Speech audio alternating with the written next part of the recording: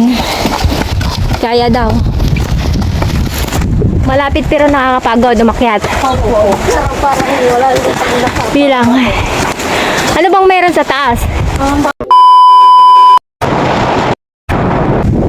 4 days buhay, nagpunta nga ako dito sa Agno, Pangasinan. Sa unang araw ng Mayo, alam kong dagsaan na naman ng maraming tao ang maliligo sa dagat. Aba syempre hindi rin ako magpapahuli. Isa nga ang Agno ang naging travel list ko na kung saan gusto ko talaga itong puntahan. Una nga ay nagbayad nga kami ng 10 piso dito sa information kay Manong. Nagulat nga ako dahil sa halagang 10 pesos lang makakapasok ka na sa resort na to na kung saan ang tinatawag nilang dito mo daw matatagpuan yung sinasabi nilang umbrella rock. Bayad niya 10 pesos lang, mura lang.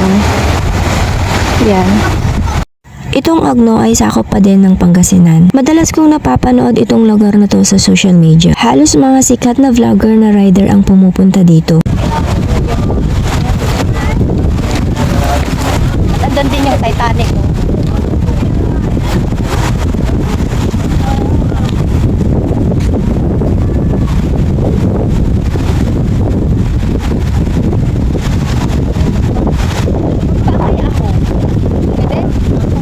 At dahil nga sa mga oras na to ay gusto ko talagang magtanggal ng sapatos. Dahil gusto ko ngang i-feel na naapakan yung buhangin dito sa lugar na to. At ito na nga at nagtanggal na talaga ako ng sapatos. Pero habang naglalakad nga ako, nakaramdam na ako ng init ng aking paa dahil sobrang init talaga ng buhangin. Ganito pala sa lugar na to. Tahimik, malamig yung simoy ng hangin galing sa dagat. At isa pa yung napansin ko sa lugar na to ay sobrang linis talaga. May mga cottages din sila pero bilang lang. Hindi rin pala bawal ang magdala ng pagkain pag pumunta kayo sa lugar na to. So habang naglalakad nga ako, ito na nga at nararamdaman ko na painit ng painit yung aking mga paa. Kaya hindi na lang ako nagdalawang isip na tumakbo na lang at iwan yung cameraman ko. Ikaw ba naman yung halos parang nasusunog na yung mga paa mo kaya naman hindi na ako nakapagtiis kaya tumakbo na lang ako at pumunta sa lilim para palamigin yung aking mga paa.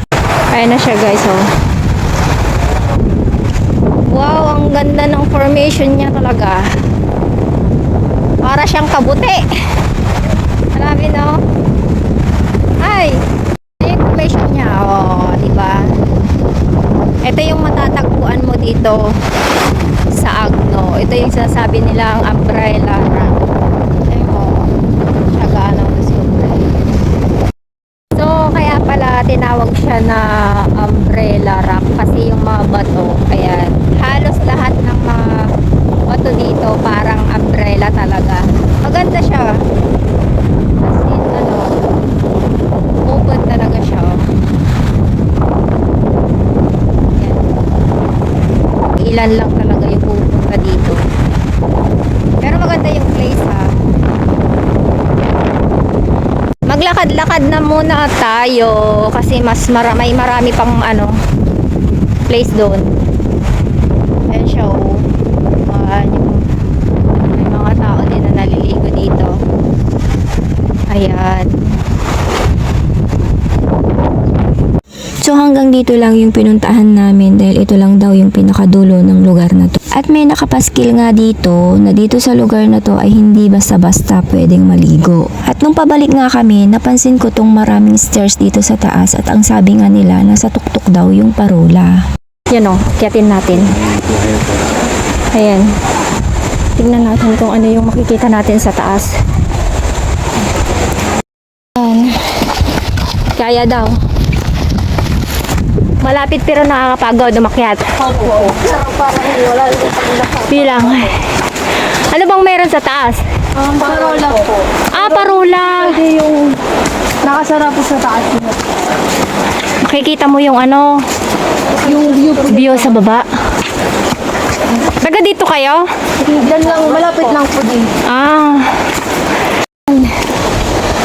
Taas ko na, oh. Ay, taas ko na.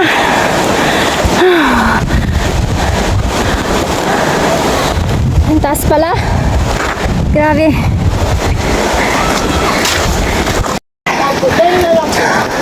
Ah, yan na yung pinakamataas. Opo. So, ito yung parola. Opo. Kaso nga lang po, hindi ata pwedeng tumaas yan. Bakit bawal ba? Delikado po kasi kita. Wala pong hawakan. Ah. Ano to, matagal na to? Opo. Kaya pala medyo luma-luma na yung ano niya, no? Ayan. Nasa na nga tayo. Ay, nakakaingal. Ayan, oh. Ito yung pinakatuktok niya, oh. Parula. Yan naman. Ayun. Ito pala yan ang init. Ito pala yun. Ay, ito pala yung view niya. Bawal po kasi naman, baka may mahulog. Wala po. At dahil may kasama akong dalawang dalaginding na kung saan sinamahan nila ako para puntahan itong farula sa tuktok na to. Kaso hindi ko man lang sila natanong kung anong mga pangalan nila. Kaya maraming salamat sa pagsama sa akin mga dalaginding. Sulit na naman ang isang araw na paggala ko na naman dito sa Agno, Pangasinan. At kahit tirik na tirik ang araw, worth it naman yung pagpunta ko dito. At kahit mapaso yung mga paa ko, sobrang saya ko pa rin dahil na-experience ko ang pumunta sa lugar na to. Kita naman yung pagod sa mga mukha ko. At syempre, i-flex ko din yung mga paa ko na kung saan nakaranas ng init ng buhangin dito. Ito yung pinaka-memorable ko. Kaya naman, salamat!